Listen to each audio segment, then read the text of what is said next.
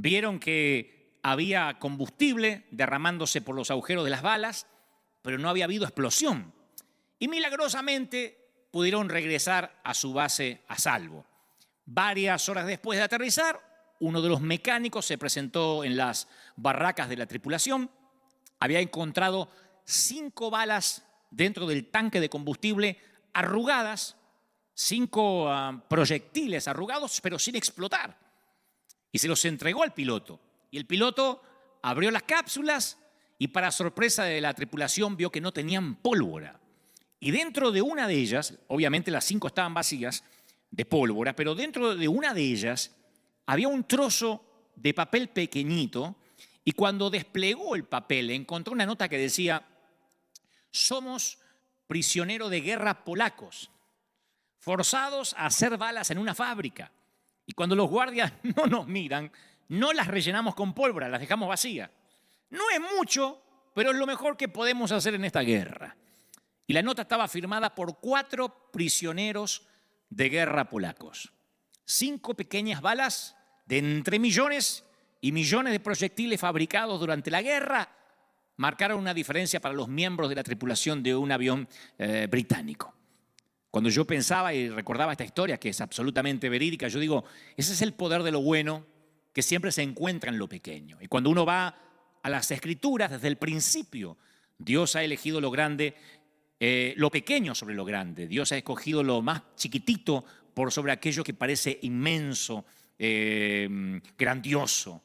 David encima de Goliat, Gedeón con sus 300 soldados ante miles de madianitas, Elías ante los profetas de Baal. El Señor elige una oveja por encima de las 99 que quedan en el rebaño. O sea, la espiritualidad tiene que ver con pequeñas acciones, las respuestas casi insignificantes a la presencia de Dios. De hecho, Jesús mostró eso durante todo su ministerio. Decía la semana pasada, si uno ve a Jesús con ojos nuevos, que uno no lo mira con los ojos cansados, sí, esas historias ya las escuché un montón de veces. Aunque tengamos años en el peregrinar cristiano, si uno vuelve a ver a Jesús con ojos nuevos, como que uno lee las historias o los evangelios por primera vez, uno se va a dar cuenta que sí, estaban las multitudes, pero Jesús trató de evitarlas, de escapar de lo grandioso del gentío. Piensa en lo que habría logrado Jesús si se hubiera quedado en la tierra 20, 30, 50 años más, tuvo solo 3. Yo a veces pienso qué hubiese hecho Jesús con la tecnología que tenemos hoy a disposición, con esto de poder transmitir a todo el mundo. Pero Jesús, cuando uno va a las Escrituras y lee los evangelios, Jesús estuvo presente muy poco tiempo. Hizo unos cuantos milagros pequeños, relativamente pequeños, sí sorprendentes, pero pequeños. Dijo algunas palabras profundas y se fue. Y sus acciones, pocas y relativamente pequeñas, cambiaron el mundo para siempre en solo 3 años. O sea, que lo diminuto se convierte en algo enorme cuando Jesús está involucrado, cuando Él está en la ecuación. Y a nosotros, naturalmente, nos resulta fácil tener la impresión de que Dios tiene que ver solo con lo grande, ¿no? Con lo espectacular, con lo milagroso. Y entonces llegamos a la conclusión de que a menos que Dios esté haciendo cosas realmente grandiosas a través de nuestras vidas, no somos espirituales. Dios no nos está usando en realidad. Ustedes van a ver en las redes sociales quienes, los jovencitos o los adolescentes o quienes se entregan al Señor y tienen la vida por delante, siempre dicen: yo quiero que Dios me use en cosas grandes, yo sueño con estadios, yo sueño con estar en la tele, yo sueño con misionar ante multitudes. Y sienten que si no pasa algo grande, Dios no está en la ecuación. Pero la vida espiritual no es necesariamente una vida de éxito rotundo, de éxito grandioso. Es una vida de fidelidad, es una vida de pasos pequeños. Y Dios sabía, yo pienso que Dios, estoy convencido de que Dios sabe. Dios sabía que nosotros tenemos la tendencia a deslumbrarnos con lo grande. Por eso Jesús relató las parábolas de la oveja perdida, de la moneda perdida, del hijo perdido, de la semilla de mostaza. Entonces, cuando uno va a las Escrituras y nota sus mensajes, los mensajes de Jesús, nota que trata de decirnos algo, que la vida espiritual es una vida por lo general diminuta, llena de decisiones pequeñas, íntimas. La vida espiritual son pasos pequeños hacia Dios, pequeñas vislumbres de su presencia, cambios insignificantes, movimientos imperceptibles. En el Evangelio de Marcos hay una historia de 4 versículos que cuando uno la lee parece más bien una digresión, o sea, algo que se sale de la línea del relato, en lugar de ser un evento significativo. Uno va leyendo las Escrituras y cuando llega a esa parte dice, es como que el autor se tomara una licencia y dice, voy a hablar de otra cosa que parece no tener importancia. Jesús acababa de despotricar en contra de las demostraciones excesivas de arrogancia, de hipocresía que tenían los fariseos, y en ese momento él se fija en una mujer de la cual nadie se apercibe. Cuando Jesús la ve, reconoce la inequívoca apariencia de la pobreza, ropas andrajosas, prendas gastadas, manchada con suciedad de años, arrastrando los pies sobre el piso del templo, y ella deja caer 2 moneditas en la caja de la ofrenda. Es una linda historia y generalmente los predicadores la usamos para hablar sobre el dar, sobre el sembrar, pero no es esas historias o esa clase de vidas que se llevan al cine. No es de esas cosas de las que están hechas las películas. Porque por mucho que nos conmueva el sacrificio de esta mujer, ni siquiera se asemeja al drama de las vidas en peligro de los discípulos o de los héroes de la fe. Entonces, ¿qué es lo que hace que la historia de esta viuda sea poderosa? No es dramática, no es espectacular, no es revolucionaria, no es significativa, no sorprende. Son 4 versículos que aparecen ahí, casi, insisto, como algo que se desvía del relato principal. Como que no ayuda a la línea del guión. Es una historia íntima, una historia privada. Una mujer cuya presencia nadie nota y peor que eso, cuya presencia nadie se preocupa por notar. En el mundo en que vive ella es parte del paisaje, es un borrón en una multitud de rostros. Pero es un borrón fiel. Es un borrón fiel, es una amante que ama a Dios todos los días con pasitos pequeños y vive su cristiandad todos los días. Y no le importa si se fijan en ella o no. Ni se imagina que el creador del universo hecho hombre está al lado de ella cuando deposita sus moneditas. Y Jesús dice, yo les aseguro que esta viuda pobre dio más que todos los ricos. Porque todos dieron de lo que les sobraba. Pero ella, que es tan pobre, dio todo lo que tenía para vivir. Y eso es lo que Jesús hacía, le daba significación a lo insignificante.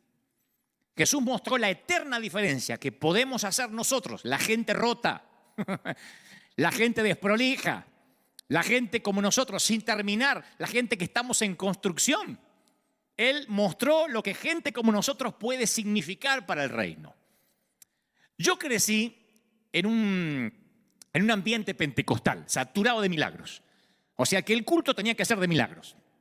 De eso se trataban los servicios. Si no había milagros, éramos como críticos de cine, como catadores de culto. ¿Cómo estuvo el culto hoy? Medio duro, hoy no hubo tantos milagros. O sea, uno iba al culto para ver milagros. En aquel entonces no íbamos a ofrecer un servicio al Señor, a adorarle, vamos a escuchar testimonios, ¿no? La mayoría de las personas que iban a la iglesia en ese entonces daban testimonio de los milagros recibidos durante la semana que había terminado. Que el día antes de operarse desaparecieron los tumores. El pastor decía, habrá testimonio, y mejor que hubiera, si no te lo tenías que inventar. Entonces, si no había testimonio, se paraba uno y decía, yo doy gracias por la salvación de mi alma, el perdón de mis pecados y la sanidad de mi cuerpo. Y se sentaba, que era la de siempre. Venía hace 20 años agradeciendo por lo mismo, pero calificaba como milagro si no había otro más sorprendente o más actual. Pero la gente se paraba. El pastor decía, habrá testimonios hoy, tiempo de testimonios. Entonces se paraba la gente y decía, yo conseguí trabajo de una manera sobrenatural. Había como 300 en la fila y me eligieron a mí. Aleluya, gloria al Señor. Otro decía, yo conseguí estacionamiento cuando no había estacionamiento en todo el parqueo. Yo fui, justo había un espacio para mí. Gloria al Señor. Entonces los testimonios eran parte de mi niñez en la iglesia. De hecho, nuestra conversión, la conversión de los Gebel, fue porque mi mamá fue sanada de un cáncer terminal. Ella tenía pólipos intestinales, pólipos en la matriz, cáncer. Y un 1 de mayo de 1975, Dios sanó a mi mamá. Pero en esos días, y a partir incluso de la sanidad de mi mamá, para mí Jesús era como un gran mago. Porque siempre decían, Jesús quiere hacer un milagro. Deja que te haga un milagro, como si fuese un mago que está pidiendo hacer trucos, pero no lo dejan. Entonces siempre era Jesús, y así eran las campañas evangelísticas, hacían unos pasacalles, porque no había en ese entonces redes sociales, ni hashtag, ni memes, ni publicaciones virales. Entonces se hacían pasacalles que decían, Cristo salva, sana y liberta. Todos los días, menos los lunes. Porque los lunes era el día que no había campaña, ¿no? Cristo salva, sana y liberta todos los días, menos los lunes. Pero era eso, como que Cristo ofrecía milagros. Y yo creo en los milagros, como creía cuando era niño. Pero me desconcertaba que a veces la gente, otra gente de la misma iglesia, perdía el trabajo. O tenían un accidente. O se enfermaban. Eso eran los que, a la hora de los testimonios, calladitos en la boca. Porque eso no eran testimonios. Decir, perdí el trabajo, eran pedidos de oración, no era testimonio. Si a lo mejor al final se llamaba al altar, pasaban los que habían perdido el trabajo, los que se habían enfermado, pero se tenían que callar a la hora de los testimonios. Porque los testimonios era para que todos glorifiquemos a Dios. Y a mí me sorprendía que mi mamá había sido sanada de cáncer, pero otros morían de cáncer en la misma iglesia. El mismo cáncer que fue sanado mi mamá. Entonces yo me preguntaba, ¿dónde estaba Dios? ¿O por qué Dios era tan arbitrario? ¿Por qué Dios era tan parcial? Lo más fácil era decir, lo que pasa es que el hermano se enfermó porque estaba en desobediencia. Yo me acuerdo de eso. Pastor, ore por mí porque esta semana me engripé muy fuerte y lo que pasa es que usted tiene un pecado oculto. Por eso la fiebre y la gripe no se le va. Yo escuchaba eso. Le agarró una enfermedad porque no estuvo firme. O escuché decir, si alguien se moría, por ejemplo, de la iglesia, la explicación era, Dios se lo llevó para que no se pierda. Dios sabía que si le daba vida se iba a perder en la droga. Prefirió llevárselo. Y esa era la justificación de por qué Dios no lo había sanado. Después Dios quiere sanarte. Él quiere sanarte. Y si alguien no se sanaba, uno se sentía hasta con culpa de no sanarse. Sentía hasta vergüenza ajena del que no se sanaba o del que no recibía el milagro. Con los años de peregrinar cristiano, yo empecé a descubrir que la oración no funciona como una máquina de café donde uno introduce la petición y cae la respuesta y le agrega un chorrito de leche. Pero así nos enseñaban que funcionaba la oración. Si pedías algo y Dios no te lo daba rápido, estabas en pecado, desobediencia o algo hiciste mal. Así nos enseñaban. De hecho, nos enseñaban todas las mañanas. Había que decir, Padre, encomiendo este día en tus manos. Acompáñame durante este día. Si ese día o un día te pasaba algo, lo primero que te preguntaba el pastor era, ¿y se acordó de entregarle su día a Dios? No. Por eso lo asaltaron. Por eso le robaron en la esquina. Porque a la mañana no entregó su día a Dios. Entonces decía, ay, sí, es que salí corriendo, me olvidé. Ay, ¿vio? ¿Cómo no quiere chocar el auto así? Ahora, Dios llena los cielos y la tierra. Si somos cristianos, Él vive en nosotros por el Espíritu Santo. Necesitamos asegurarnos con una frasecita que Él nos va a acompañar. Dios dice, ay, no, como no me pediste y no me entregaste el día, ahora que te roben en la esquina. Necesitamos decir la frasecita para estar bajo la cobertura. O si chocábamos con el auto o teníamos algún accidente, nos decían, seguro no oraste antes de salir. Apenas te subes al auto, antes de prender el motor. Porque si prendías el motor y no habías orado, tampoco valía la oración. Antes de prender el motor, antes de encender el auto, tienes que orar. Porque si no, puedes tener un accidente en la ruta. Y yo me acuerdo que a veces uno decía, no oré. Y frenabas en la banquina porque si no nos vamos a matar en la esquina. Como que Jesús era un amuleto. Si salías sin orar ese día, Jesús no estaba contigo. No te tenía por qué cuidar porque te olvidaste de orar. Y si no sabíamos qué decir, en una oración usábamos la trillada frase, Señor, si es tu voluntad. Cuando orábamos por un enfermo, cuando orábamos por alguien, decía, Señor, si es tu voluntad. Ahora, vamos a pensar, vamos a razonar como niños con ojos nuevos. ¿Dios necesita una cláusula de exclusión voluntaria en el contrato antes de hacer un trato contigo? ¿Un trato conmigo? ¿Necesita que le recuerden que si es su voluntad lo va a hacer y si no es su voluntad no lo va a hacer? Claro, lo que pasa es que nosotros ponemos la frase, si es la voluntad, porque esa frase hace que la oración sea más espiritual. Una oración no es oficial hasta que no le agregamos si es tu voluntad. Pero no amortiguamos las oraciones con esta condición porque somos humildes, sino porque a veces estamos asustados al orar. Si es tu voluntad es la manera de escapar de la responsabilidad. Lo que en realidad queríamos decir es, en realidad yo no estoy tan ilusionado que lo vas a hacer. O lo que es peor, los familiares del enfermo me están escuchando y si no lo sanas, dejó en claro que no fue tu voluntad y después no quiero reclamos. Entonces cuando nos decían, ore por mi marido que se está muriendo, Señor, si es tu voluntad, por las dudas, se muere, yo no quiero reclamos. Si es tu voluntad, era una manera de ocultar el miedo. Ahora, no me quiero ir de tema de lo que estoy hablando, este es el punto.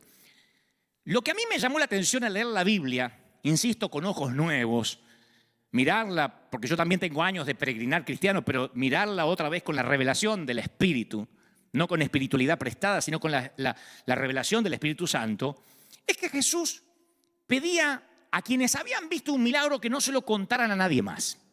Este es el punto. En el caso de la transfiguración o la resurrección de la niña de 12 años, permitió que un grupito de discípulos nada más lo vieran con órdenes estrictas de no decir nada. Y cuando uno ve a Jesús en su ministerio, ve que nunca se negó a quien le pedía una sanidad física, pero siempre rechazó las peticiones de mostrar algo. Siempre rechazó la oportunidad de sorprender a las multitudes o de impresionar al gentío. Por lo general, cuando él hacía un milagro decía, no lo cuente, como que impedía contar el testimonio. Estoy siendo claro, contrariamente a la iglesia donde yo me crié. No estoy hablando de la tuya, estoy hablando de la mía. Donde me decían, bueno, tiempo de testimonio, porque eso ayuda a la fe. Jesús hacía un milagro y decía, no lo cuenten. Porque Jesús supo que el entusiasmo que generaban los milagros no se transformaba en fe que cambia la vida. Yo sé que algunos tienen ganas de apedrearme, pero esperen, déjenme avanzar. De hecho, muchos escépticos negaban la prueba clara que tenían delante de los ojos y a veces te buscaban explicaciones sustitutas cuando Jesús hacía algo. Es magia, es un brujo, por Belcebú hace los milagros que está haciendo. Muy pocas veces le resulta fácil a la gente creer en milagros. A la gente le es difícil creer en milagros, igual como sucede hoy en día. De otro modo, las cruzadas de milagros o las que se hacen por televisión o las que salen en los canales cristianos deberían hacer que el mundo entero se vuelva a Cristo. Debería tener tantos puntos de rating como una final de un mundial de fútbol. Estamos viendo milagros, pero la gente no cree. Dice, es un timador, esa señora que pasó tal vez no estaba tan enferma, ese que vino en silla de ruedas tal vez se hizo, el que venía así. La gente no cree como en los tiempos de Jesús. En ese entonces, como ahora, los milagros despertaron sospechas, desprecio, dudas y casi nunca fe. El primer milagro que Jesús hizo quizás fue el más extraño de todos, porque en todas las escrituras no aparece que haya hecho algo parecido. Jesús tiene 30 años, su muchacho de 30 está empezando su ministerio, acude a una boda, esas bodas que duraban varios días, yo los conté estos fines de semana pasado, va a la boda con el recién reclutado, el flamante grupo de discípulos. Recién estaban los muchachos reclutados por el Señor. Su mamá también fue, probablemente acompañado por otros miembros de la familia de Jesús. Y conocen la historia, no les voy a repetir la historia de vuelta, ¿no? Al novio se le acaba el vino, es una vergüenza para ese entonces. La madre de Jesús le pide ayuda a su hijo, o sea, a Jesús. Y ahí uno solo puede conjeturar qué pasó por la mente de Jesús en esos segundos que siguieron a la petición de María. Porque si Jesús intervenía, esto quería decir que su hora había llegado y a partir de ese momento su vida iba a cambiar. Por eso dice, ¿qué tienes conmigo, mujer? Todavía no llegó mi hora, ¿no? Porque él sabía que si se corría el rumor que él tenía esos poderes, iban a llegar peticiones de gente necesitada desde Tiro hasta Jerusalén. Iban a acudir a él las multitudes, iban a venir los epilépticos, los paralíticos, los sordomudos, los poseídos, por no mencionar los borrachos con botellas de agua para pedirle, hágame un vino mendocino. Roma iba a enviar investigadores. O sea, iba a comenzar una cuenta regresiva que no se iba a detener hasta el Calvario. Entonces Jesús, el mismo que cuando estaba ayunando en el desierto, repudió el desafío de Satanás de convertir piedras en panes, tomó una decisión. No se pierdan esto. Es el mismo Jesús que le dijo a Satanás, no tentarás al Señor tu Dios. Cuando le dijo, tienes hambre, convierte esta piedra en pan. Y ese mismo Jesús está en la boda. Aparentemente quien se está casando es su amigo, quizás de la infancia, que quizás fueron al colegio juntos. Y dice, llenen esas tinajas de agua, le dice a los sirvientes. Las llenaron de agua en forma milagrosa, el agua se transformó en vino y sirvieron el mejor vino. El vino escogido que se solía servir al principio cuando los paladares todavía están en condiciones de discernir, ¿no? Esto pasa en cualquier fiesta hasta el día de hoy.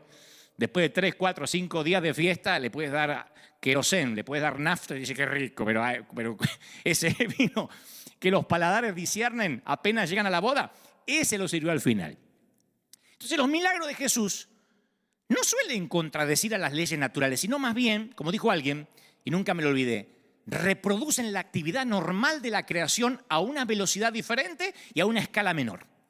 Porque no era la primera vez que Dios con el agua hacía vino. Dios creó la vid y le enseñó a la vid a succionar agua de sus raíces y con la ayuda del sol a convertir ese agua en un jugo que fermenta y toma las cualidades de un vino, siguiendo el proceso correcto. De esta manera, cada año, desde el Génesis hasta ahora, Dios convierte agua en vino. Esos milagros no eran nuevos para Jesús. Del barro, Dios formó el primer cuerpo humano. Y fue barro lo que Jesús usó para poner el repuesto en la cavidad ocular de un ciego. Él sabía que tenía que poner un repuesto donde no había y se acordó que con su padre así habían hecho al primer ser humano. Del mismo modo, todos los días el sistema inmune de nuestro cuerpo realiza milagros silenciosos de sanidad. Pero claro, en una forma menos sensacional que las sanidades que Jesús realizaba. Y a la vez, como si fuera poco, en cada milagro Jesús dejaba una enseñanza. Juan cuenta la historia y advierte que el vino procedió de grandes vasijas. En una de ellas cabían entre 80 y 120 litros. Mirá si eran vasijas grandes. Algunos se imaginan que eran unas cositas chiquititas así como sirven ahora los camareros. No, eran vasijas grandes que se encontraban al frente de la casa. ¿Qué hacían esas vasijas grandísimas ahí en la puerta de la casa? Esas vasijas las utilizaban los judíos ortodoxos para cumplir con las normas de la purificación ceremonial. Incluso en la fiesta de bodas había que cumplir con los minuciosos ritos de la purificación. Entonces Jesús transformó esas vasijas, voluminosos símbolos de la ley, en cueros de vino, presagios de la gracia. Del agua purificada de los fariseos provino el vino nuevo de una época totalmente nueva. Ya había pasado, el Señor estaba diciendo con el milagro, ya pasó la época de la purificación mediante ritos. Ahora comenzó la época de la celebración del vino. Un religioso, ¿qué habría hecho? Y un religioso habría convertido vino en agua. Che, hay mucho vino, transformarlo en agua, a veces se emborrachan esto. Jesús trae celebración y fiesta, transforma el agua en vino. Pero no quiero que nos detengamos en esto, aunque sí es una joya, una piedra preciosa esto. Lo medular del tema es, el primer milagro de Jesús fue de tierna misericordia hacia un amigo. Fue una historia íntima. No hizo un escándalo. No lo publicó. Dejó, de hecho, que el novio se llevara el crédito. Mirá el tipo, qué previsor, dijeron del novio. Se guardó el mejor vino para el final y nosotros pensamos que este ratón se le había acabado el vino. O sea que permitió que el novio se llevara el crédito. O sea, una historia pequeña, mínima. Claro, cuando uno lo ve en las Escrituras y uno le pone el tono de la predicación y de la retórica, y el Señor transformó el agua en vino, lo vemos como el súper milagro, pero era algo pequeño en una boda. Que el Señor no quería que se supiera porque se iba a correr el rumor y eso era una cuenta regresiva hacia el monte de la calavera. En cada milagro, como el del ciego de nacimiento que les conté hace un par de domingos, los discípulos miraban para atrás para encontrar el por qué. ¿Por qué el tipo es ciego? Y Jesús orientaba su atención hacia adelante, respondiendo con una pregunta diferente. No por qué, sino con qué propósito. ¿Se acuerda? No es que pecó ni sus padres, dijo, del ciego, sino para que las obras de Dios se manifiesten en él. No para que los demás vean, para que las obras se manifiesten en él. Y otra vez, el milagro no produjo ni fe ni conversiones, igual que en la boda. Porque en la boda de Caná no salieron todos alabando al Señor, No salieron todos convertidos al Mesías porque habían visto el milagro. No, el crédito se lo dio al novio. No usó el milagro de la transformación de agua en vino como un pretexto evangelístico. Y acá tampoco. Porque cuando el ciego recobra la vista, los vecinos del hombre quieren que confirme su identidad. No creen que es el mismo ciego. Los fariseos lo someten a interrogatorios formales y sus propios padres se lavan las manos. Y dicen, no sé, es mayor de edad, pregúntenle al tipo.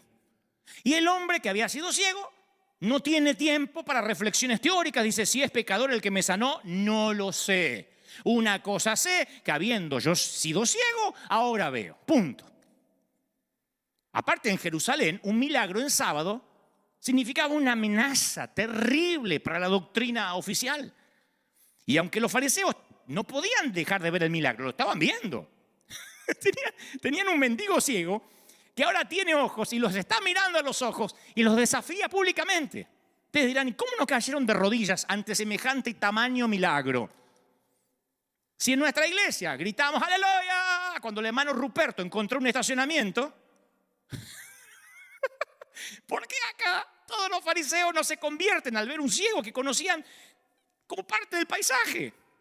No, se aferran a sus gastadas teorías de la ley y del castigo.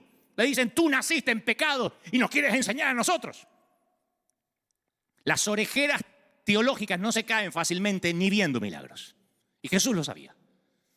La respuesta a este milagro, como a la mayoría de los que se relatan en los evangelios, confirma un notable principio de la fe. Quiero que prestes atención, que lo escribas en las tablas de tu corazón y lo ates a tu cuello.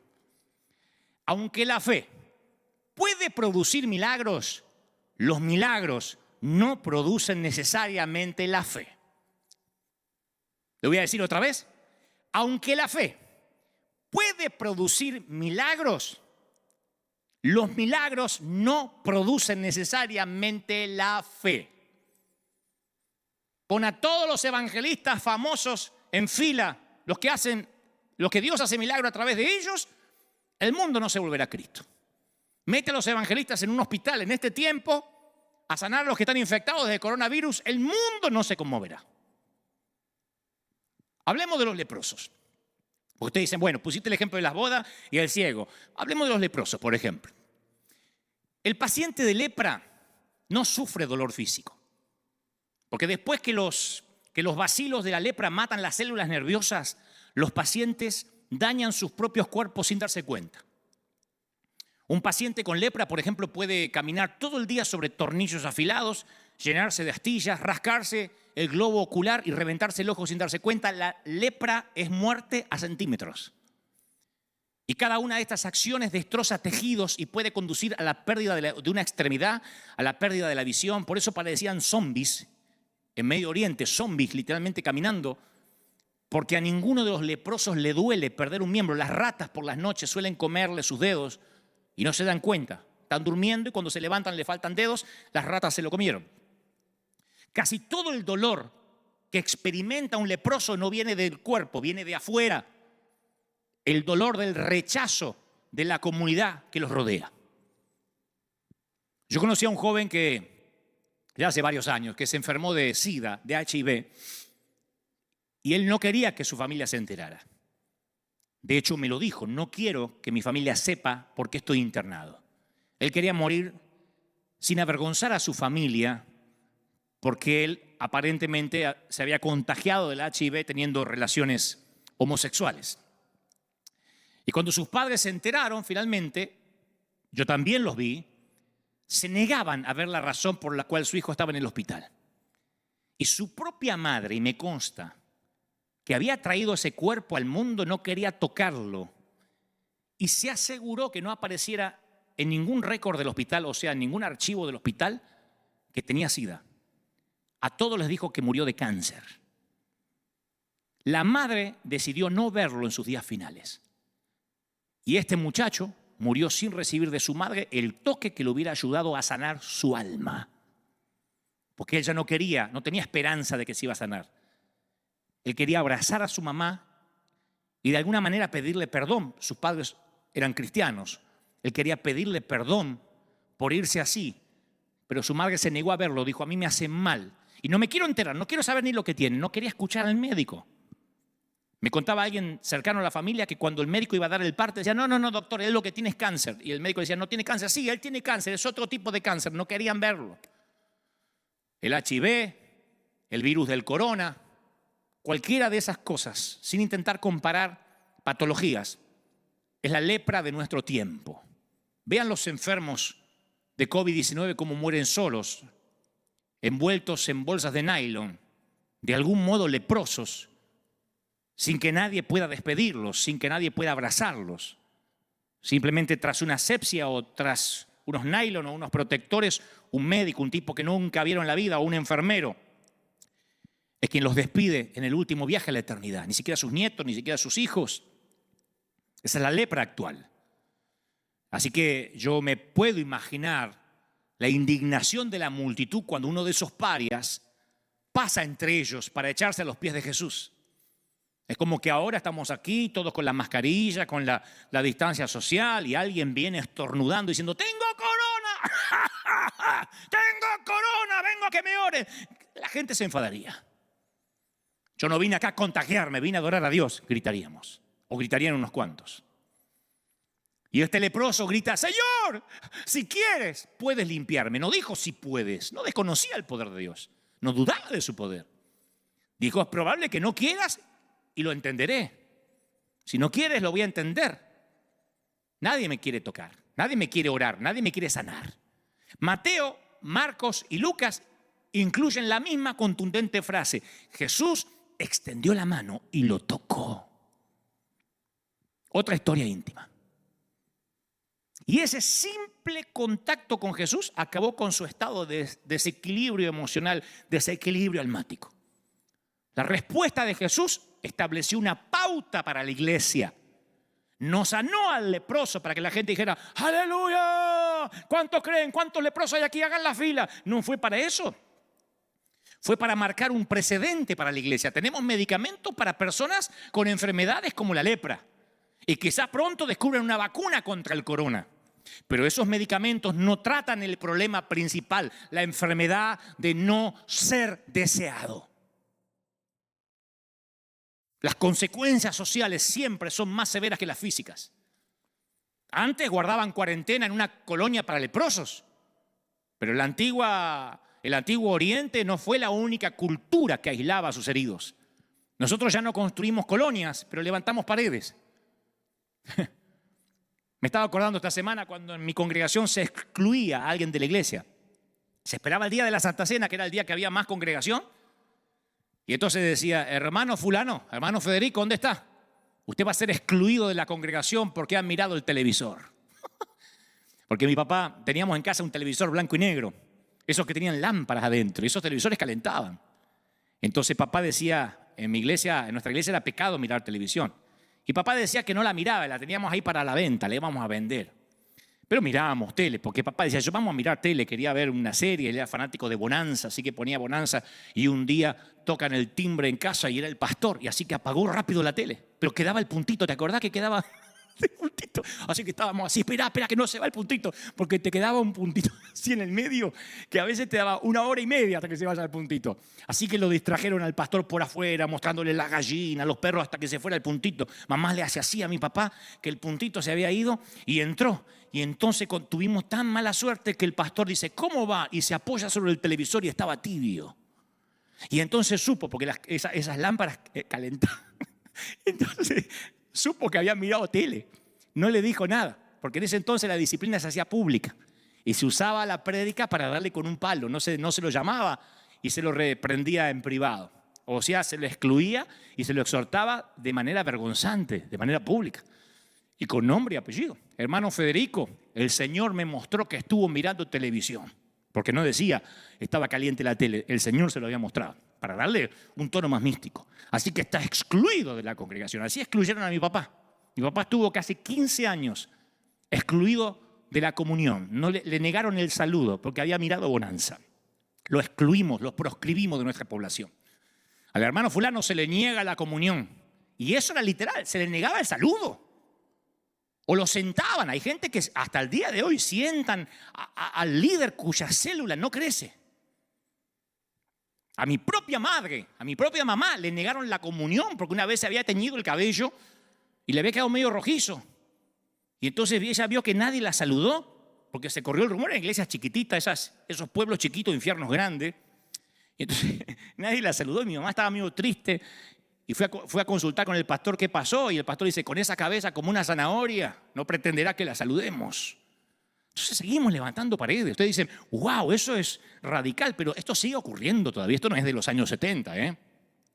El divorciado conoce ese sentimiento hasta el día de hoy. No tendrá cabeza de zanahoria, color zanahoria, pero sabe lo que se siente. Y que no se divorcie conociendo ya a Cristo. Se aguanta el matrimonio como lo tenga, pero no se te ocurra divorciar. Simulá que eres feliz. El desempleado, el indocumentado, se le mira con espíritu de sospecha. El inmigrante que no habla inglés en los Estados Unidos, las madres solteras.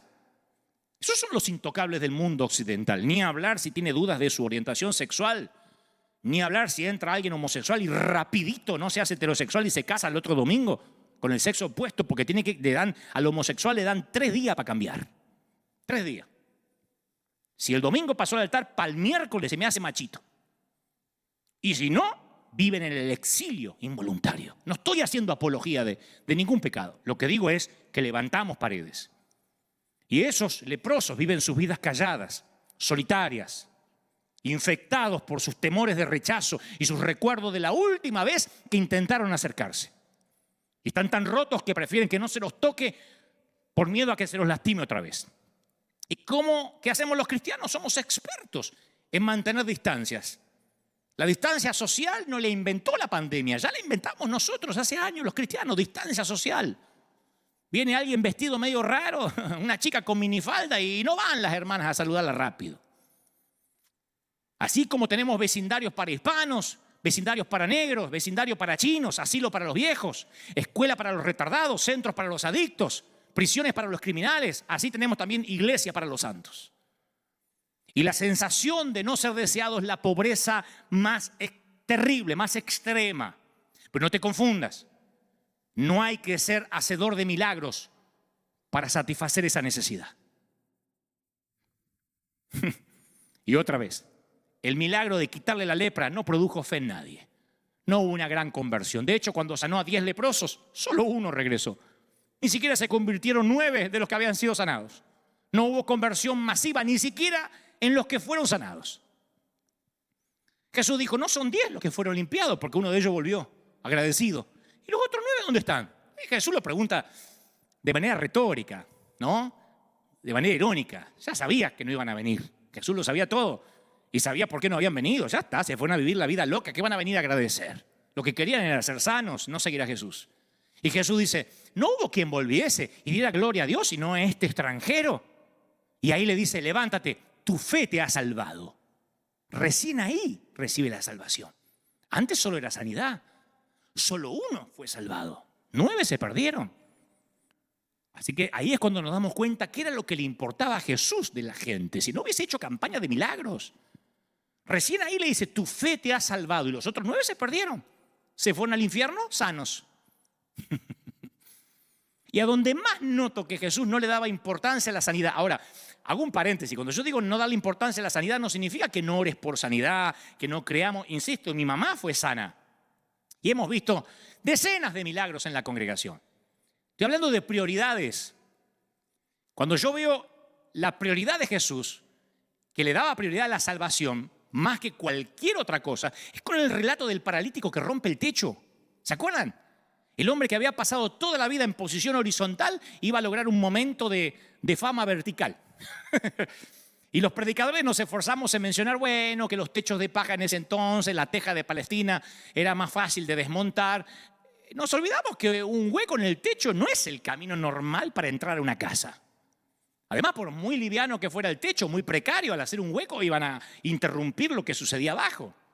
Se iba a levantar polvo, caería sobre la gente, restos de paja, restos de arcilla, iba a impedir que la reunión continúe. Pero ahí viene la reacción inesperada de Jesús. Cuando Jesús vio la fe de ellos, poniendo en relieve el papel de los 4 amigos que acompañaban al muchacho lisiado, dice, hijo, tus pecados te son perdonados. O sea que la fe nunca dejaba de impresionar a Jesús. Y sin duda esta cuadrilla de demolición de 4 hombres había demostrado tenerla. Pero aún así Jesús confundió a los que asistían al servicio. ¿Quién era Jesús para perdonar pecados? Y ahí empiezan los expertos religiosos a debatir acerca del derecho de Jesús a perdonar pecados, sin hacer caso del paralítico que está en medio de los escombros. Y Jesús silenció el debate con palabras enigmáticas, pero que resumen la actitud hacia la sanidad física. Le dice, ¿qué es más fácil? ¿Decirle al paralítico, tus pecados te son perdonados? ¿O decirle, levántate, toma tu lecho y anda? Y aunque dejó en suspenso la pregunta, todo su ministerio da la respuesta. La curación física es muy fácil, sin duda alguna, para Dios. Para sanarlo bastaba una orden, pero para perdonarle los pecados tenía que subir a la cruz. Jesús nunca se encontró con una enfermedad que no pudiera curar, un defecto congénito que no pudiera corregir, un demonio que no pudiera exorcizar, pero sí se encontró con escépticos que no pudo convencer y con pecadores que no pudo convertir y con fariseos que no pudo hacerlos cambiar. Lo que pasa es que el perdón de los pecados requiere de un acto voluntario de arrepentimiento de parte del receptor. Por eso algunos de los que escucharon las palabras más elocuentes acerca de la gracia se fueron sin arrepentirse. Pues para que sepáis que el Hijo del Hombre tiene potestad para perdonar pecados, le dijo Jesús al sanar al hombre. Esa es una ilustración de lo inferior al servicio de lo superior. Jesús sabía que el desequilibrio espiritual tiene un efecto más devastador que cualquier dolencia física. Él sabía que alguien sanado sin arrepentirse no hacía sentido. Jesús no vino a sanar las células del mundo, sino vino a sanar sus almas. Si no, habría hecho, insisto, una gran cruzada de milagros en Alejandría, en Roma, en Jerusalén, y todos se habrían convertido. Pero los milagros no producen fe. La fe produce milagros. Un programa de 2 horas por televisión de milagros no producen fe en los escépticos. Y hasta por ahí nomás en los creyentes. Yo lo he visto incluso en nuestra congregación. Mientras están contando los testimonios, la gente corre al estacionamiento para que no les agarre el tránsito ni el trancón. O están hablando, mirando el celular. ¿Qué tenía usted? No podía caminar. Corra para allá, corra para acá. ¡Aleluya! Y la gente masticando chicle. Lo que pasa es que como vivimos en cuerpos materiales, le damos poco valor al mundo del espíritu. Y Jesús dedicó mucho tiempo a asuntos como la hipocresía, el legalismo, el orgullo, los celos, la falsa santidad, el fingimiento. ¿Quién conoce un ministerio por televisión que se dedique a sanar esos problemas? Pero conocemos muchos que se centran en dolencias físicas. La mayoría de la gente se siente atormentado por el más leve sufrimiento físico. ¡Ay, ore por mí, pastor, que me duele la cabeza! Rara vez se siente atormentado por el pecado. Y cuando se trata de milagros, Jesús tiene prioridades muy diferentes que la mayor parte de sus seguidores. Solo un milagro aparece en los 4 evangelios, que se realizó en las verdes colinas a orillas del mar de Galilea cuando la popularidad de Jesús iba en aumento. Se presentó el problema de la alimentación. ¿Se acuerdan? Les había predicado por horas, tenían todos hambre. Había, 5.000 hombres sin contar, sin mencionar mujeres y niños. Y Jesús toma 2 peces salados, 5 pequeños panes y realiza el milagro que todos estaban esperando. 3 de los evangelios, de los evangelistas, se detienen ahí. Solo Juan habla de lo que pasó luego. Dice que después de haber disfrutado por un día el milagro, querían otro. Lo que pasa actualmente. Querían otro. ¿Nos puede hacer otro? Y ahí es cuando Jesús se muestra brusco y acusa a la multitud de tener motivos egoístas, de desear solo alimento para el estómago. Les decía, yo soy el pan de vida, cabezones. Yo soy el pan de vida. Si no coméis la carne del Hijo del Hombre y bebéis su sangre, no va a haber vida en ustedes. Pero ellos querían fast food, ellos querían comida rápida, querían hamburguesa, papa frita, querían empoderarse, querían pactar para comprar la casita, querían pactar para tener el auto, querían frotar la lámpara del genio y tener sus 3 deseos. Y no iban a renunciar fácilmente a su sueño. Es como pretender que la gente que acude a una noche de milagros venga a la reunión de oración durante la semana. No estoy criticando otras iglesias, pasa acá también. Acá hacemos cadena de 7 días en tiempos tradicionales, que son 7 días donde oramos por milagros y oramos por prosperidad y por la gente trae sus peticiones, repleto siempre, lunes, martes, miércoles, jueves, viernes, sábado, domingo, decimos vengan a orar y es un grupito así. Así somos. Y en los tiempos de Jesús encima había una vieja tradición judía que enseñaba que el Mesías iba a renovar la práctica de Moisés, se creía, de servir el maná diario. Que no iban a tener que trabajar, que les iba a haber maná todos los días. Igual que el éxodo de Israel, creían eso. Y cuando vieron la multiplicación de Jesús, de los alimentos, dijo, eso es lo que hizo Jesús, lo mismo que Moisés.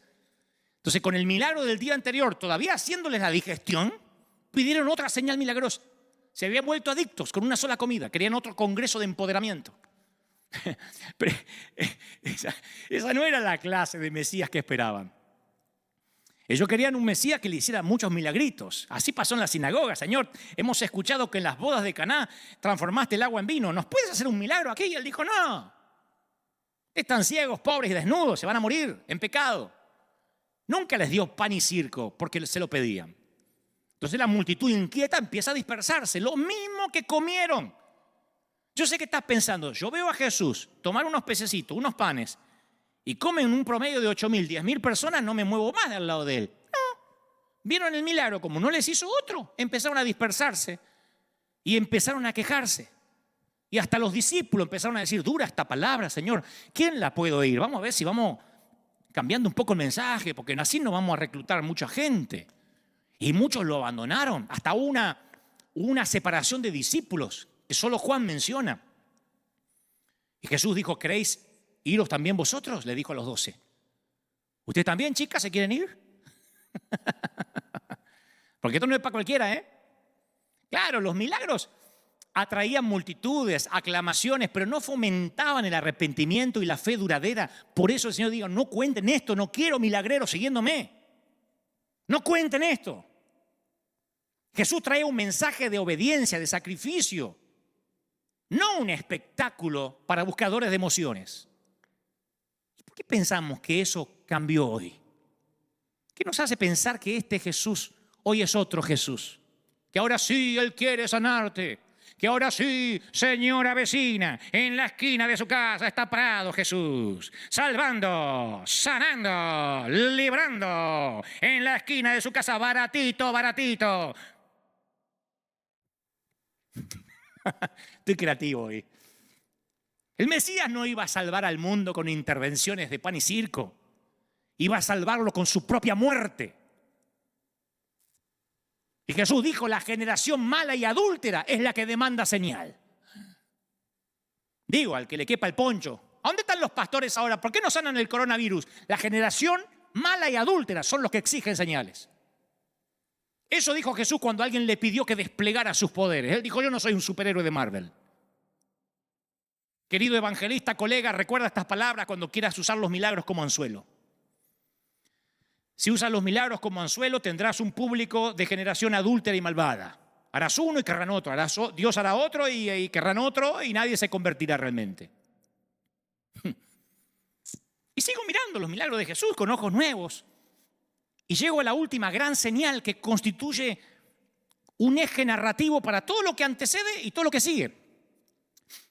Juan, el evangelista, usa el milagro o utiliza el milagro acerca de Lázaro como el suceso que hizo que los religiosos oficialmente se volvieran contra Jesús. Ustedes dirán, bueno, lepra, un ciego, pero una resurrección de un tipo que está 4 días muerto, avivamiento. No, es el momento que los religiosos dijeron, lo vamos a liquidar.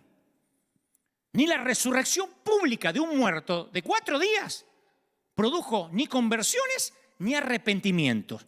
¿Ustedes creen que eso cambió? Jesús ya había devuelto su hijo a la viuda de Naín, deteniendo un cortejo fúnebre en el camino. Había devuelto a la hija de Jairo a la vida, la había traído de regreso a la vida casi con una frase juguetona. Niña, levántate. Como un padre que le dice a su hija que se acabó la siesta. Pero en el caso de la familia de Lázaro, Jesús ora en público. Es la única vez que ora en público. Dice, Padre, gracias te doy por haberme oído. Yo sé que siempre me oyes, pero lo dije por causa de la multitud que está alrededor para que crean que tú me has enviado. En ninguna otra parte había orado Jesús teniendo presente a los que los rodeaban. Pero la resurrección de un hombre, Lázaro, no iba a resolver el dilema del planeta Tierra. No nació el evangelio de Lázaro. Ninguna resurrección de ningún mortal alcanzaba. Era necesaria la muerte y la resurrección del propio Hijo de Dios. Por eso no encontramos algo como el avivamiento de Betania. que Jesús, a partir de lo de Lázaro, todos trajeron sus muertos y empezó el avivamiento de Betania. De hecho, Juan agrega el detalle irónico que el milagro de Lázaro selló el fin de Jesús. Hasta acá llegó, dijeron. Y desde aquel día acordaron matarlo. A partir de ese día, las señales y maravillas de Jesús se acabaron. Entonces, al leer los relatos de algunos milagros de la época de Jesús, encuentro en ellos un significado muy diferente al actual de nuestras iglesias. Y es una autocrítica, muy diferente. Jesús le dijo a los incrédulos: si no oyen a Moisés y a los profetas, tampoco se persuadirán, aunque alguno se levantare de los muertos. Eso es un principio. Aunque una iglesia hoy se ponga a orar en contra del coronavirus y milagrosamente el virus desaparezca sin vacuna, nadie se va a arrepentir. El 9/11, el 11 de septiembre, cuando los aviones secuestrados por terroristas impactaron contra las torres más altas de Nueva York, las iglesias se llenaron durante semanas. Y después se tomaron vacaciones y empezaron a ir otra vez para Navidad y para Pascuas. Ni siquiera las grandes tragedias hacen que el mundo corra a los pies de Cristo. Ni los grandes milagros ni las grandes tragedias. Los golpes de emoción no producen conversiones verdaderas.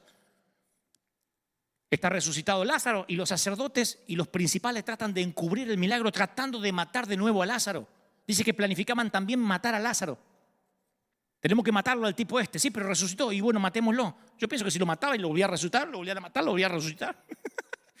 Con la prueba contundente de un milagro con patas, un tipo que caminaba entre ellos, conspiraron para destruir esa prueba. Gente, los milagros nunca cambiaron a la gente o la forzaron a creer o produjeron arrepentimiento. Y este es el secreto. De no ser así, no habría habido lugar para la fe. Bienaventurado el que creyó sin ver. Las señales siguen a los que creen. Los que creen nunca siguen a las señales. Y si seguían a las señales es porque en realidad nunca creyeron. Por eso los cristianos, ciertos cristianos que no logran ver sanidades masivas en este tiempo, se dan cuenta que nunca creyeron en Jesús, que no estaban fundamentados sobre la roca, había arena en el fondo. Llegaron al fondo y había arena. Se acabaron las señales, se cerraron los templos y se acabó la fidelidad de cientos de gentes. Son los que, insisto, dicen: ¿dónde están los que sanaban? ¿Por qué no se sanan los infectados? No hay milagros, no hay panes ni peces. Entonces ya el evangelio no hace sentido, no tiene sentido. La fe no es una póliza de seguro. En todo caso, un seguro no previene accidentes, sino que te da un fundamento firme para hacerle frente a las circunstancias, a las consecuencias. Si crees que la fe es una póliza de seguro, bueno, el seguro no te previene el accidente, te ayuda a enfrentar las circunstancias. Yo de chiquito me forzaba para tener más fe. Yo veía los testimonios de la gente de nuestra congregación, que era chiquita, pero contaban cosas milagrosas y los adultos me invitaban a desarrollar la fe, pero yo no tenía muchas pistas en cuanto a cómo proceder. Y al leer los relatos de sanidad en la Biblia, detecto en los evangelios una especie de jerarquía de fe, que a lo mejor también te has dado cuenta, ¿no? En la parte más alta de la jerarquía está quienes impresionaron a Jesús con una fe valiente, con una fe inquebrantable, un centurión, un impertinente mendigo ciego, una persistente mujer cananea. Y esos relatos de fe, cuando yo los leo, siempre me hacen sentir incómodo hasta la fecha, porque rara vez yo tengo una fe semejante. Muchas veces me desaliento ante el silencio de Dios, como te pasa. Y cuando mis oraciones no tienen respuesta rápida, yo confieso que tengo deseos a veces de renunciar, de no volver a pedir. Muchas veces he hecho grandes eventos que creía que Dios me mandó a hacer. Creo que Dios me los mandó a hacer, y cuando yo tenía que enfrentar las deudas por años, superclásicos que yo hacía en Argentina, eran de un día, había 70.000 personas y después yo estaba 2 años para pagar. Y a mí se me iba la fe. Así que por esa razón yo le decía: Señor, vos te llevaste la gloria y me dejaste las deudas. Entonces, pero era parte del proceso, ¿no? Por esa razón Yo busco más abajo en la jerarquía para encontrar personas de menos fe. Y me alienta enterarme que Jesús pareció dispuesto a trabajar con cualquier destello de fe, con cualquier historia íntima de fe, por débil que pareciera. Me aferro a los tiernos relatos de cómo Jesús trató a los discípulos que lo abandonaron y luego dudaron de él. El mismo Jesús que alabó la fe valiente de los que están en la parte alta de la jerarquía, también reavivó la fe fluctuante de sus discípulos. Y me consuela hasta la confesión del padre del muchacho que estaba poseído, que le dijo a Jesús: creo, pero ayúdame en mi incredulidad. ¿Se acuerdan? ¿Crees? Sí, pero ayúdame que estoy muy incrédulo. Incluso a este hombre vacilante se le concedió lo que pedía. Yo te conté que los Gebel nos convertimos por la sanidad de mi mamá. Allá un 1 de mayo de 1975. Y rara vez, primera vez que lo voy a decir, en público, rara vez quien fundamenta su fe en un milagro suele permanecer. El 1 de mayo de 1975 dudo que los Gebel, cuando hablo de los Gebel hablo de mis papás y mi mamá, yo tenía 7 años, dudo que hayan tenido un encuentro real con el Señor. No fue hasta mucho más tarde. Ellos, mi papá, al ver que mamá se sanó, que en vez de oficiar un funeral tenía a la vieja viva, dejó el alcohol. Y empezamos a congregarnos. Pero no tuvimos un encuentro con Dios porque lo que nos atrajo fue el milagro, tener a mamá sana. Para mí Jesús, si me decías a mí con 7 añitos, Dante, ¿quién es Jesús? El que sanó a mi mamá. No sé si hubo un arrepentimiento. Conocimos a Jesús por un milagro. Y como era de esperar, las cosas se pusieron difíciles. Como era de esperar, la vida cristiana no es un paseo por el parque. Así que cuando las cosas se pusieron difíciles, cuando queríamos más milagros y no aparecieron, cuando desde que mi mamá se sanó empezaron algunas pruebas, algunas luchas, no solo lo del televisor blanco y negro, sino algunos problemas familiares, y vimos que esta póliza de seguro no nos resultaba, que esto no era un multinivel, papá se empezó a enfriar, mamá también. 6 años más tarde de aquella primera sanidad, los Gebel decidieron apartarse del camino del Señor. Disfrazado de espiritualidad, claro. Nadie dice, me voy al mundo. Papá dijo, no voy más a la iglesia. Nos vamos a quedar en casa, vamos a hacer un devocional de tanto en tanto. No necesitamos congregarnos. Y nos autollamamos a cuarentena. Dejamos de congregarnos. Pasa un tiempo, estábamos en casa, nos empezamos a sentir cómodos, podíamos ver tele todo lo que queríamos. Papá no volvió a beber, me consta, pero los problemas en la familia empezaron a hacerse más agudos todavía. Mi mamá empieza a sentirse mal, 6 años, habían pasado 6 años desde la sanidad, empieza a sentirse rara, se va a hacer un examen de rutina y otra vez tenía cáncer. Y de lo que recuerdo, pues yo ya no tenía 7 años, yo ya tenía unos 12, de lo que recuerdo, a mamá ahora no le importó sanarse. Mamá tuvo una plática, una charla con mi papá donde le dijo, ¿ves? Se ve que no habían estado de acuerdo en esta decisión de salir de la iglesia.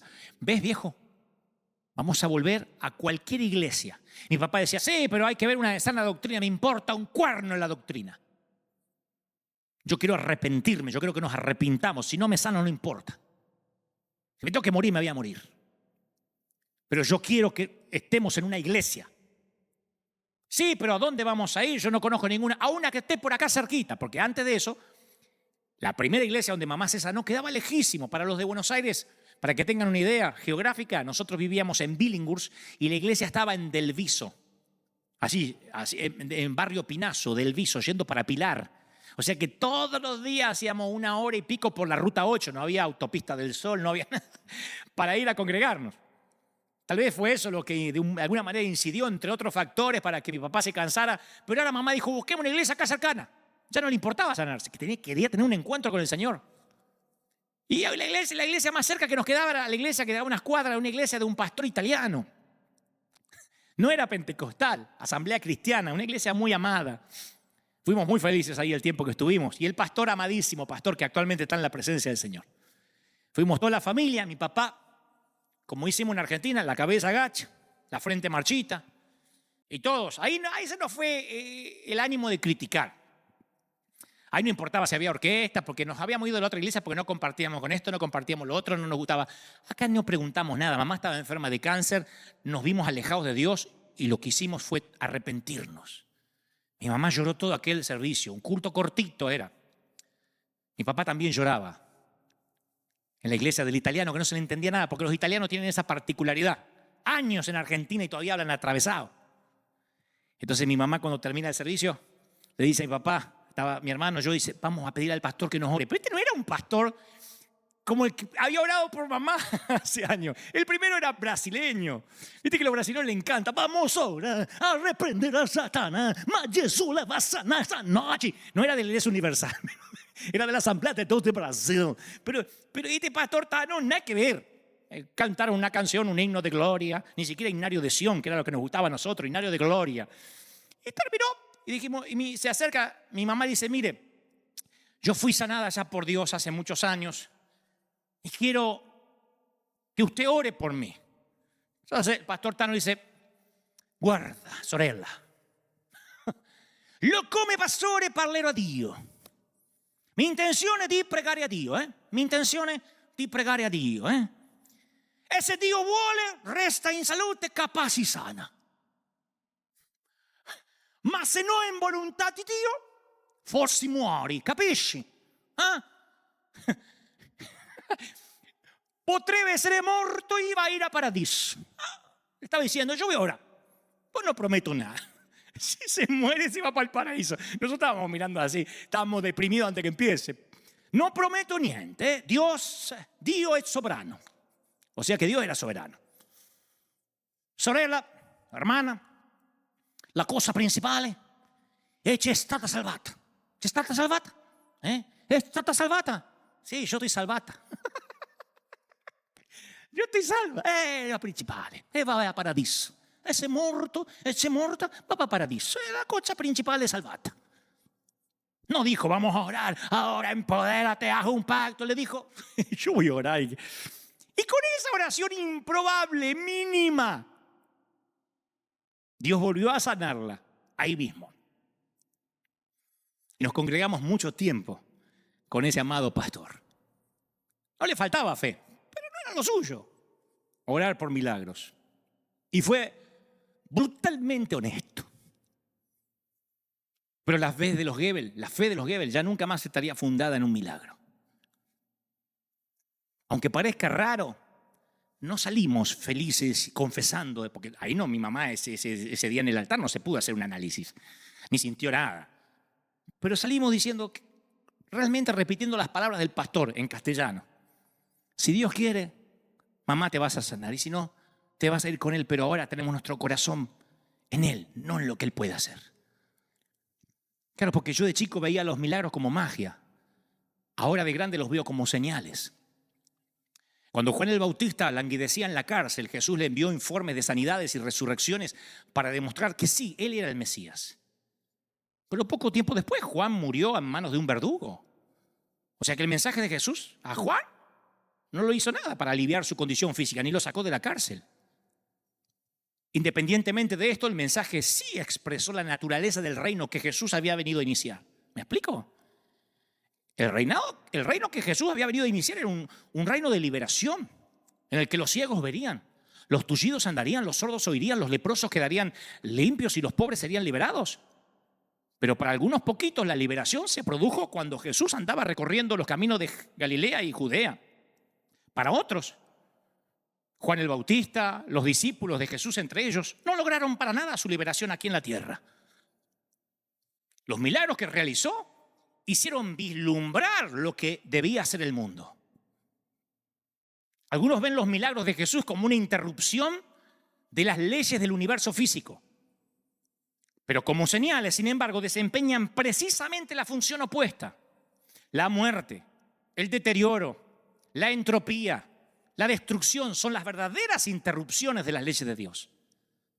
Los milagros son los destellos de esa restauración. ¿Me explico? Las curaciones que Jesús realizó no son milagros sobrenaturales en un mundo natural. Fueron las únicas cosas naturales en un mundo que no es natural, que está demonizado, perdido y herido. El que tenga oídos que oiga. Voy a regalarte esta última historia íntima para terminar. No es de la Biblia, es de la congregación. A los 76 años de edad, Gertrudis, decidí cambiar el nombre para preservar su identidad. Gertrudis me gusta. Es muy similar al que ella tiene. Gertrudis comenzó a preocuparse a sus 76 años por los jóvenes de su iglesia, de modo que se ofreció como voluntaria para ayudar en el grupo juvenil. ¿Qué le gustaría hacer?, le pregunta al líder juvenil, a ver, una anciana. Y dice, no sé, pero a Dios y a mí se nos va a ocurrir algo. Gertrudis no era buena para hablar en público y se sentía demasiado mayor para participar en los juegos, en las dinámicas. Pero tomó fotos de cada uno de los chicos del grupo juvenil. Pedía permiso, decía, ¿te puedo sacar una foto? Y tomaba fotos.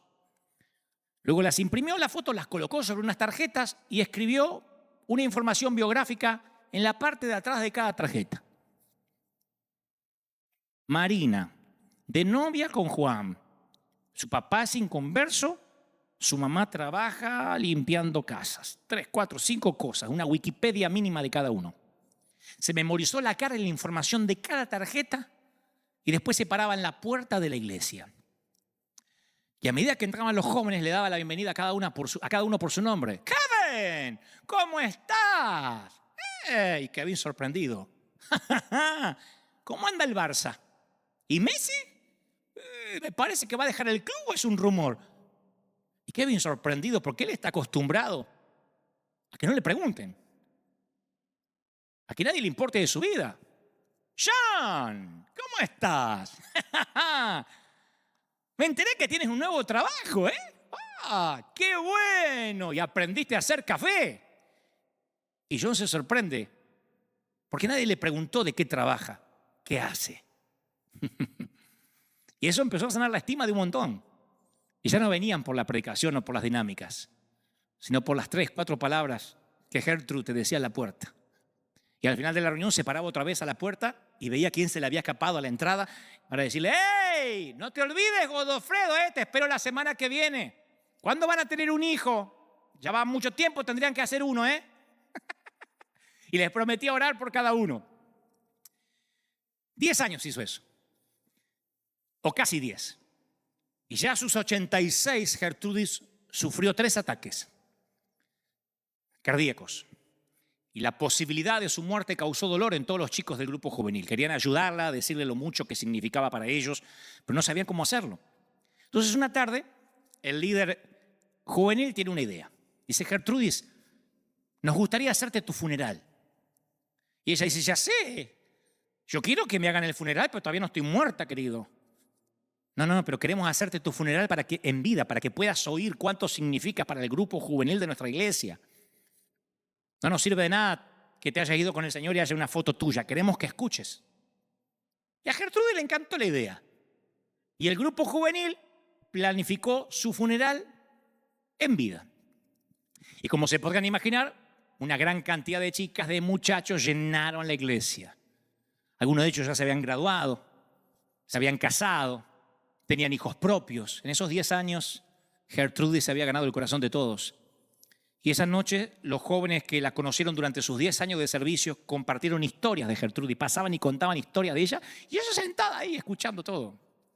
Y al final de la noche, un grupo de jóvenes se reunieron misteriosamente en la parte de atrás de la nave principal de la iglesia, porque Gertrude tenía 86 años, pero nunca había perdido su juventud. La juventud es una cosa de acá, ¿no? No es una cuestión cronológica. A Gertrude no le gustaban los perfumes de gente anciana. A Gertrude le encantaban los perfumes de marca. Olerla a ella era un placer. Chanel, Versace, Paco Rabanne, Dolce & Gabbana, Yves Saint Laurent, Giorgio Armani, Nina Ricci. Y cuando los jóvenes llegaron adelante, vinieron con una botella gigante y costosa de Dolce & Gabbana. Y la rompieron y derramaron sobre los pies de Gertrudis, ungiéndola de gratitud, llenando de perfume todo el lugar, y ella se sentía una reina. Porque al igual que la viuda que depositó sus 2 monedas en el templo, Gertrudis había dado lo que podía. Su vida no fue dramática, no fue espectacular, ni revolucionaria, ni significativa, ni sorprendente. Ella había tenido una historia pequeña, casi íntima, de esas que ningún evangelista usaría para tratar de despertar fe, pero de esas que llamaban la atención de Jesús. La espiritualidad tiene que ver con las pequeñas acciones, la significancia que el Señor le da a lo insignificante, las respuestas casi insignificantes a la presencia de Dios.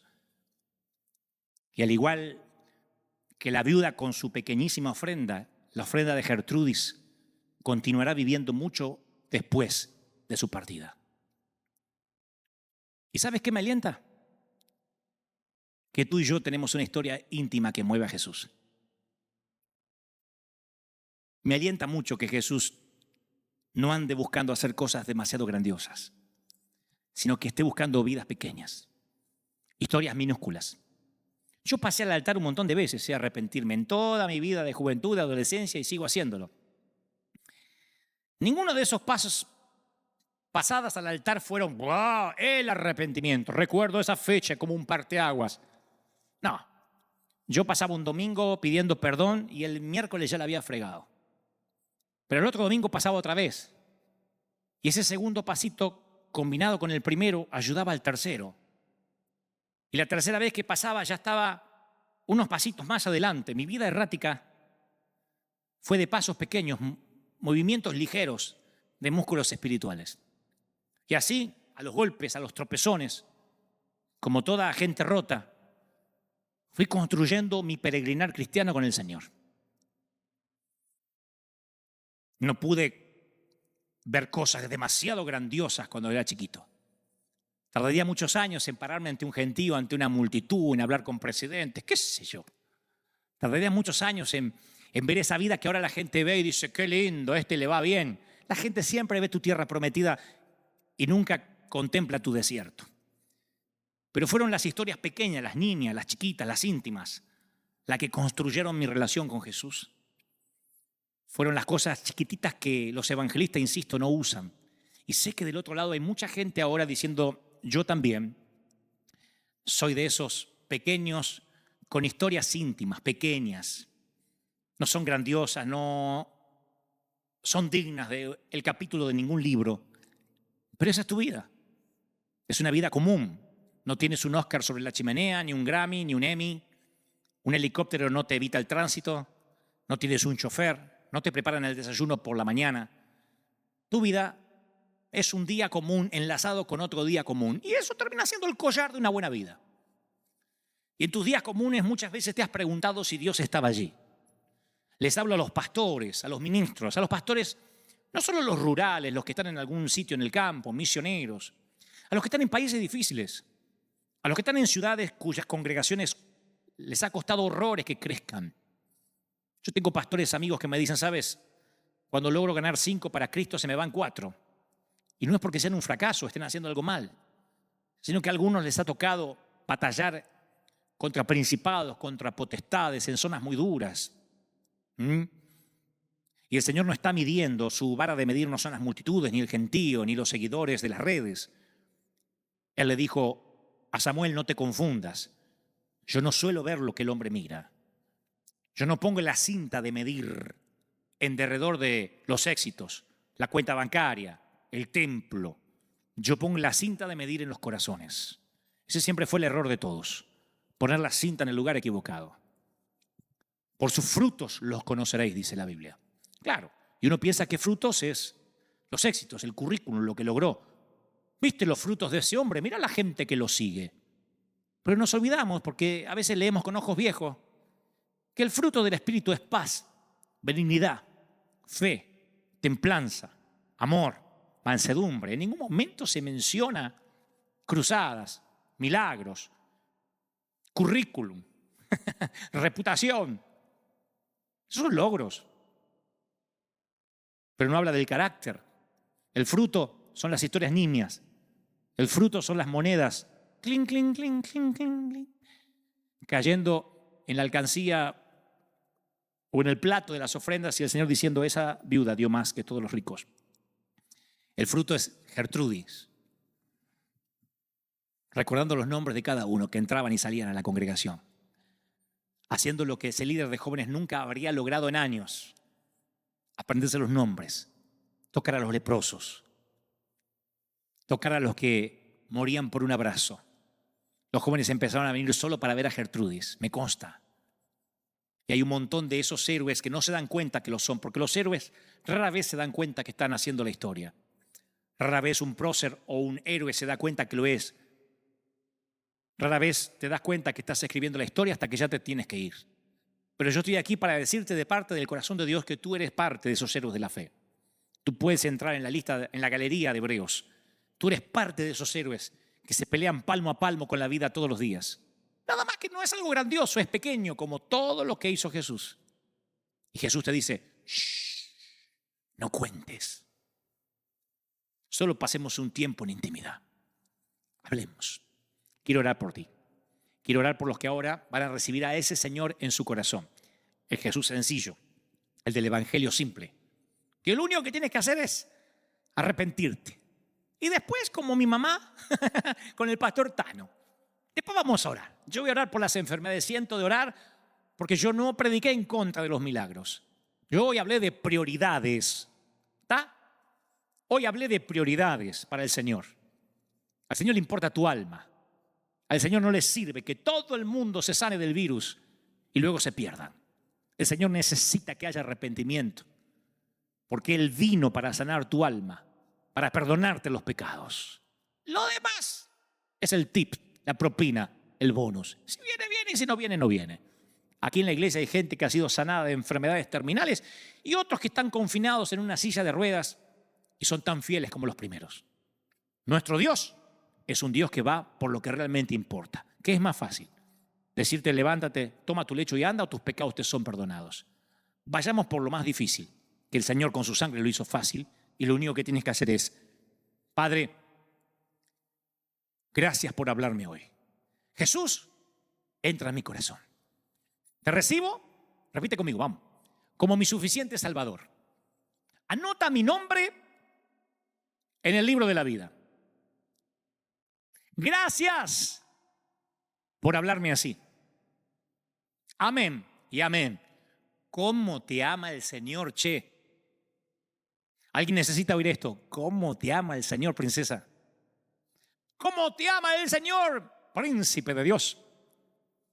Quiero que oremos juntos. Vamos, hay algo extraordinario sucediendo en la atmósfera.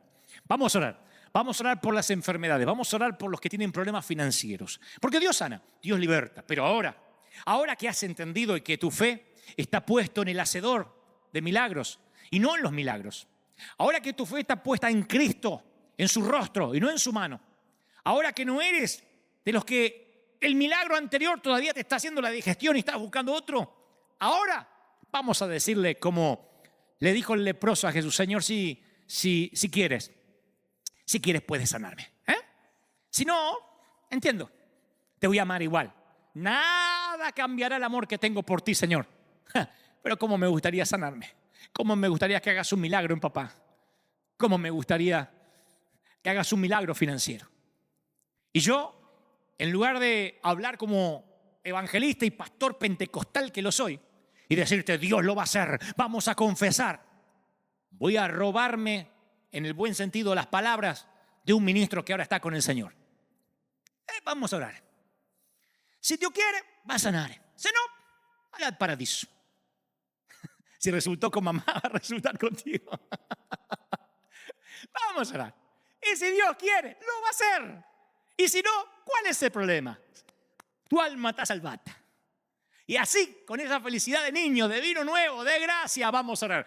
Padre, gracias por este tiempo. Gracias por los que miran ahora. Gracias por los miles que se han conectado. Señor, tú has hablado hoy. Y yo he transmitido lo que creo has puesto en mi corazón para este tu pueblo, para este tu ejército. Para estos tus obreros de primera línea. Yo te pido ahora que tu gloria, tu gracia lo llene todo. Yo sé, Señor, que tú quieres sanar. Yo sé que no quieres que nadie sufra. Pero ahora mira un remanente, una legitimidad de hijos de de Dios.